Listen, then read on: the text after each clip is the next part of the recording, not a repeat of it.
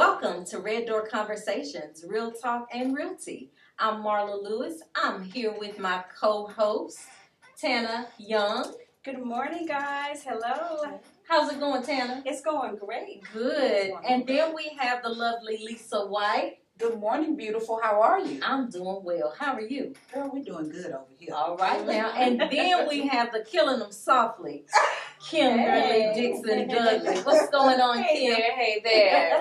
Happy to be here. All right. As you guys can see, we are ready to have some fun today on this show. That's right. Yes. So, guys, today we're going to be talking about some things, and I think everyone should tune in. Mm-hmm. So, before I tell our audience the name of the show, the topic of the show, I guess we'll talk a little bit about what we do as realtors, because people need to understand that as realtors, we must adhere to a strong code of ethics, right? Yeah, That's right. And so with that strong code of ethics, we can't discriminate on certain things. And with that being said, topic of our show is, why do you think that you're too old to purchase real estate? Now, remember, I just said we're real estate professionals. We're realtors. We cannot discriminate in any kind of way. So, but I've heard, things being said, guys, people that I consider very young. I hear some people in their 30s saying, oh, but I'm too old. I What? waited too late. People like, I waited too late. Yes, Right. what is that? What is that about? Who does Sure. that? And They we're probably What I also hear you a know. lot is that I didn't do anything while I was younger because I thought that I was going to get married. Oh, And, wow. And so, I never got married, so I never purchased. I hear that a lot. I told them, baby, you can't wait on nobody. Never. No. And you Don't were ever- never too old to do anything. That's especially right. become a homeowner. That's Well, right. here's the deal. We're going to take a quick commercial break. We'll be right back with some great information that you can use.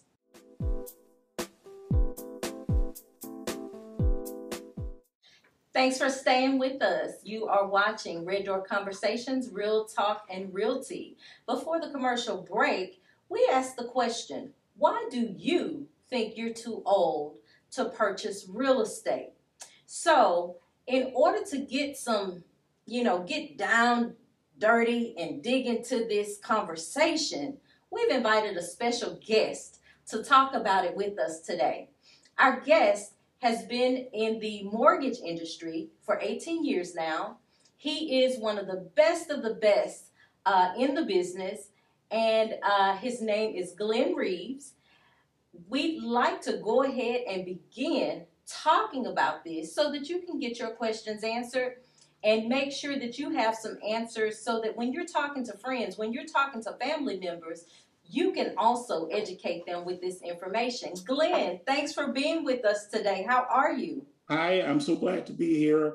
I feel great. Glad to join you ladies. So glad you guys have invited me to be here. Awesome. So my first question is this. Since we've already mentioned in the first segment that as realtors, we have to adhere by a strong code of ethics, and therefore we cannot make any discriminations based on a number of things, age being included as one of those. The thing that I want to ask you is this. Within the mortgage industry, is there an age limit on getting a mortgage? You're never too old to get a mortgage. And then there are laws that protect an individual from being discriminated against simply because of the fact of their age. And so, we have the Civil Rights Act that was passed in 1964 that included what they call in our industry for lending, they call it desperate treatment. And that is where a protected group of individuals or sometimes can be intentionally discriminated against. And that group of individuals is made up of both race, color, religion, and sex. And so when that happens, you just know that don't ever hesitate to try to get a mortgage loan, regardless of what your age is, because you cannot be discriminated against. And if you are, there are legal ramifications for doing so. Okay. Now, Glenn, I have a question for you. From a lending perspective, have you had many borrowers come in and say, hey, you know, I do want to purchase, but I'm really unsure due to my age? Sometimes you'll get individuals that are skeptical. And the reason they're skeptical is because, first of all, they don't listen to the professionals. They listen to mom and them, and their cousin them. You know, they're listening to everybody except for contacting the professionals and asking the questions that they should be asking. And one of the reasons is that it's important to know that sometimes when you reach a certain age, sometimes you just feel like that you don't have the energy that it takes to purchase a home or to maintain a home. And so there's this level of fear that sets in. And sometimes it's not so much of my age as much as it is my fear. And people talk a lot of faith, but not understanding that both faith and fear go together, because fear comes to paralyze you, to keep you from doing it. And faith is there to propel you forward in spite of. So yeah, stop listening to other people and start listening to the professionals. Can you say that again? now, Glenn, I can be very persuasive. I have a part B to that question. For your borrowers that are older, do you see them having like maybe a helper through this process, like a child or a niece or a nephew or something like that to help them navigate the process? Or do a lot of your borrowers that are older, are they doing everything themselves? There's always too many people involved, as you guys can know in your world. But there's typically somebody in the background that they're not telling you about, that they're not talking to you about, that's always involved in the transaction. And because we're in this digital world, it makes it sometimes a little bit difficult for older individuals to navigate that process. And especially after what we've experienced here with COVID. And so, yeah, there's always somebody else in the background, and they can always use individuals to help them. Either it be someone who is just involved in the transaction to help them navigate, or sometimes maybe somebody to co-sign with them. So those clients that are not technology savvy, what do you do in order to ensure that they're still receiving the best quality service? How do you help in that manner? One of the first things that I do, if I find that I'm dealing with someone who is not computer savvy, there's a couple of options. Believe it or not, there's still the horse and buggy process. There are still paper applications. There are still processes by which you can get an individual on the phone, and you can take an application by phone. The biggest part of that process, though, is getting the documentation in a format that's required. And most of the time, if you're elderly, and I don't know, I might be the only baby boomer on this call, but if you're elderly, sometimes you don't have a lot of paperwork. You're on Social Security, you may have a fixed income. But for those individuals who are, in some cases, a bit complicated, if it requires sending them an account by FedEx where they can get their documents together and send those paper documents, we will do that as well. As a lender, it is my job to make sure that I treat every person equally, and so that I don't have this desperate impact. And the desperate impact of this thing is a little bit different from the desperate treatment, because the desperate treatment is something that is intentional. And then the desperate impact is the fallout for a group of people that's not intentional, meaning that sometimes because they don't have the computer savviness, or they don't have the right tools to get the documents, sometimes loan officers just brush them off. And because of that, they end up in a situation where they get their loan declined simply because of an incomplete application or incomplete paper package. That's good, Glenn. You know, I have a question just back to your desperate impact comment, because as you were talking, I was thinking, what if a person is of a certain age and they do feel like they've been discriminated against? Mm-hmm. What are you? I think you touched on this and started to touch on it earlier. But what's the process? What kind of recourse do they have if a person feels as though they're being discriminated, they're being impacted in a way that keeps them from getting a mortgage? I guess authority groups that one can contact if they feel like that they're being discriminated against. One of the first things to do is to make sure that they get with their professional, which most of them come with a realtor. Get with a realtor and describe the type of thing that they are experiencing. That's number one. And then from that particular place, you can always check with your local politicians. You can also check with your local realty groups. I think HERA is one of those groups. And then the federal government have agencies in place that you can contact and file a legal complaint. And so that would be the thing to do. So Glenn, for that client that we have that says that they've rented for 10, 15, 20 years and they really are not satisfied with the current living conditions in that rental property, but are afraid to make the move toward purchasing a home, what do you say to that client? I would always say to a client, you're going to have to live somewhere. That's just number one. And it is a case sometimes where individuals have been renting and they've rented for so long, and when you start to dig in a little bit, you find out that there's probably no one in their family who has probably ever owned a home. And so they don't even consider home ownership as a possibility.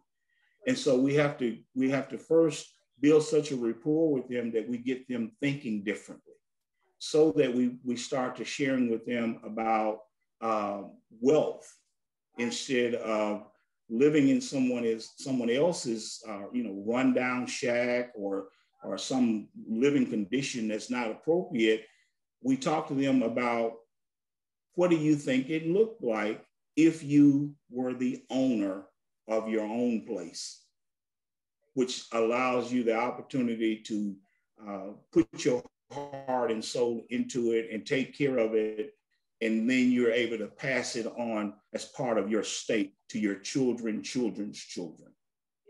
And sometimes when you get individuals to thinking like that and then show them what the benefits are for owning a place rather than renting a place, sometimes it makes sense to them. Not always, but sometimes. It sounds like you have to go through a renewing of the mind process. Is that what you would call it as well, Glenn? Yeah, you have to get the frame of thinking has to be changed. And when you're listening to too many people, because misery loves company, and you always have one individual who wants to step out the boat and walk on the water, and then you've got other individuals in the boat saying, well, I don't know if I can get out there and do it. And so you not only have to change the frame of thinking, but you also have to get those individuals to start surrounding themselves around other individuals who are homeowners. So you start to sharing with them individuals that you know that are in their age group that are already homeowners, and have them start talking to those kind of people. Mr. Glenn, I want you to hold that thought. See, guys, you didn't know we were going to dig deep like that. You didn't know we were going to talk about generational curses and different things like that, and the renewing of the mind. Exactly. I want you to don't touch that dial. We'll be right back. This is Red Door Conversations, real talk and real tea. We'll be right back, guys.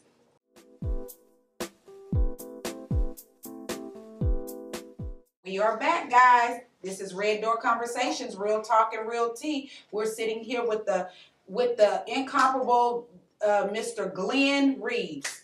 And Glenn, before we went to break, we were talking about those that have rented for an extremely long time, and you gave us the details on that, letting us know what that was about renewing of the mind and that it was a generational curse and things like that. I'm going to ask you this question.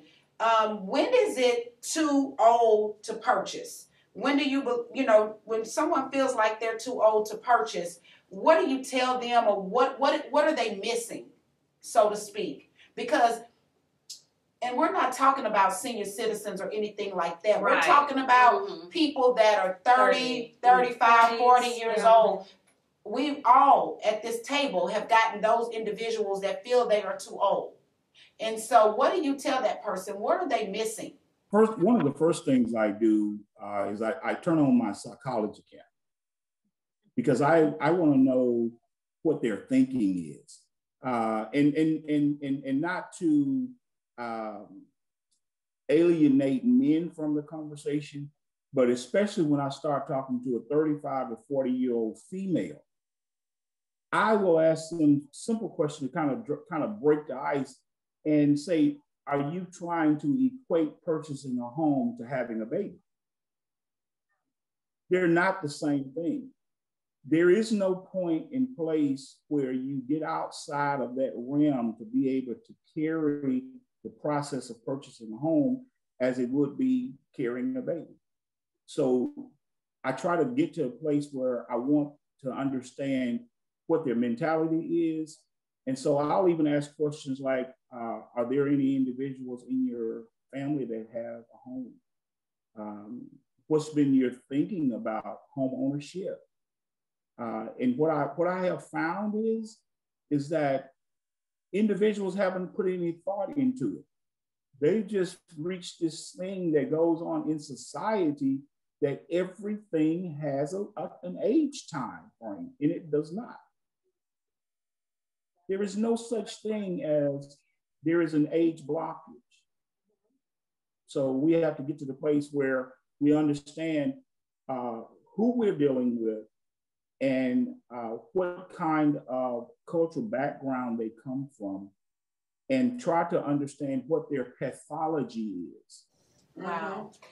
Now, Glenn, do you recommend well, let me ask you this. What are some of the benefits of purchasing a home at really any age? It doesn't matter the age or the stage that you're in.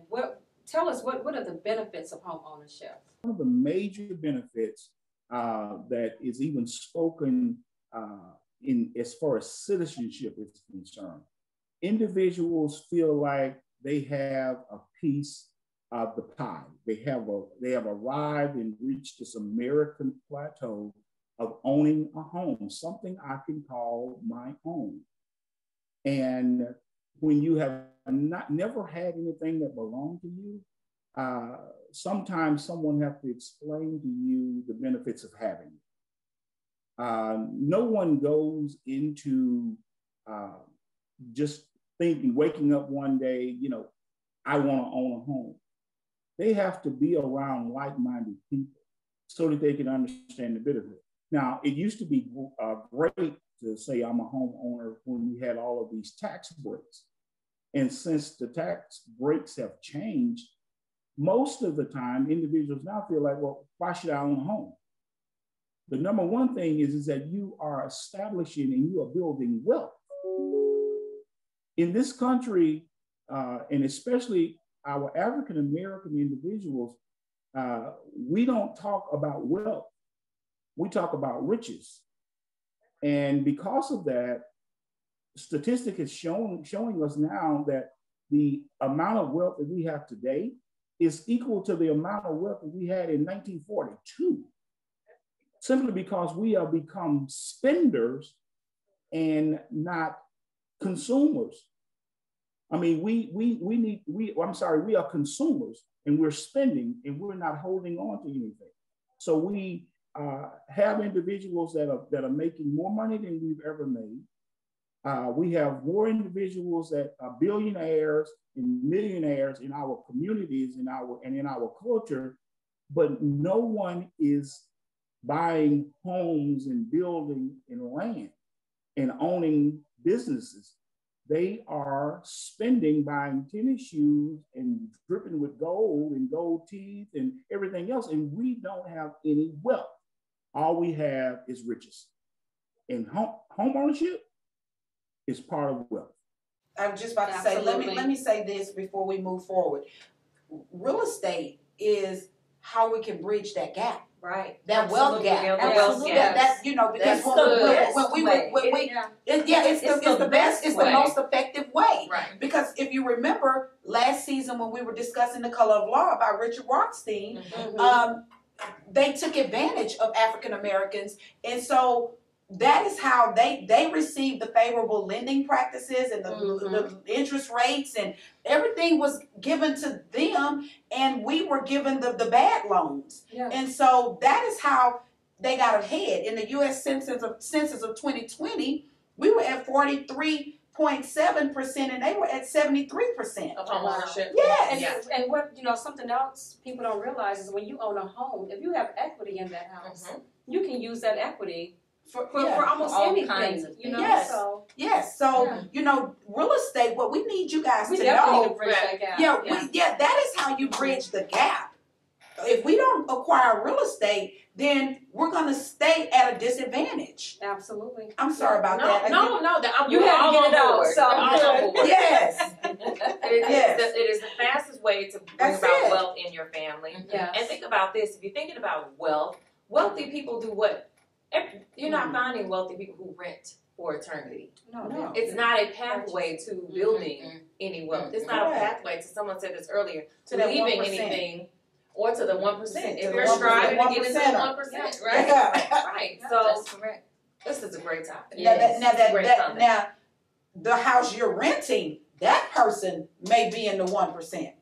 Right. Yeah, the owner of that house. And let's say this: everybody's not striving to be a millionaire, billionaire. But Glenn, you said this earlier. You're gonna have to live somewhere. That's it. So you're gonna live somewhere and invest your funds. You're gonna go to work every day, get up and pay bills, and invest in somebody else's investment property. Why don't you invest in your own? That's it. Exactly. Live in your own. Yeah. Exactly. Right. And some people just need to have, they need to understand the importance of having goals. You got to write your goals down. You got to write your 3 and your 5-year plan down. Where do you see yourself 3 years from now, 5 years from now? Right. You know? Or even Glenn can attest to this, getting a loan is a process. So you do need to have the conversation up front. Yeah. Who in your family has bought a home before? How familiar are you with the process? I asked that in my buyer consultation. I asked, are you first generation? And it's always, I love it when people say, yes, I am, because I'm like, well, congratulations. Yeah. We're going to own this right now. That's and then it. you're going to teach somebody in your That's family it. what I'm teaching you. Homeowner. Congratulations. I love it. Yeah. I love it. So what I was going to say was, and this leads me to my question, everybody's not a millionaire. They're not striving to be a millionaire. A lot of people are on fixed income. A lot of people have, disabled kids, and so their income is through disability, or they're older, so Social Security is a big chunk of their income. Glenn, how would you tell these people to go about the process of purchasing a home? What would be your recommendation to those folks? One of the first things I do is that I always take them back to biblical principles. Get with a professional and count up the cost. No one sits down to build, buy, or spend without counting up the cost. And just because you have a little does not mean that you can't accomplish a lot. It's all in how it's structured. So if you have a fixed income, one of the first things to know in the lending industry is that a fixed income, you are allowed as a lender to gross that fixed income up by 25%. Any non-taxable income that you receive can be grossed up 25% to add to your purchasing power. Well, Glenn, we're going to take a break. Hold that thought, Glenn. Okay. Hold that thought. No, I was going to say we'll take a break. We're running short on time. We're going to wrap up for a second and we'll be right back. We want you to finish that thought. You've been watching Red Door Conversation. The question is, what makes you think you're too old to purchase a home? Stay tuned.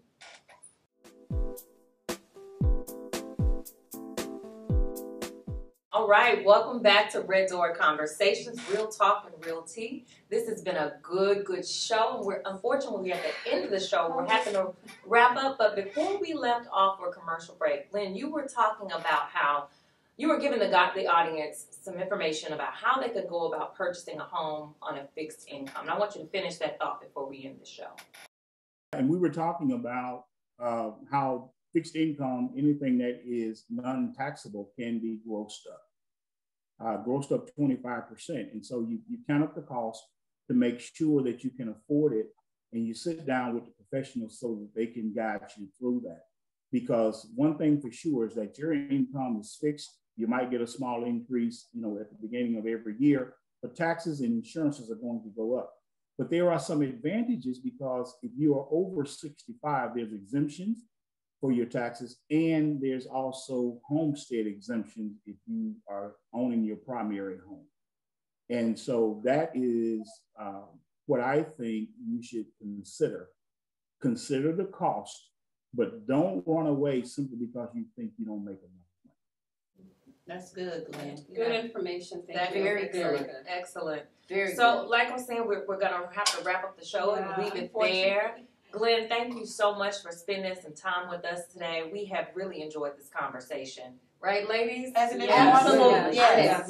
We got to give credit Marla for this, because we were on the fence. We were Marla, like, we don't know.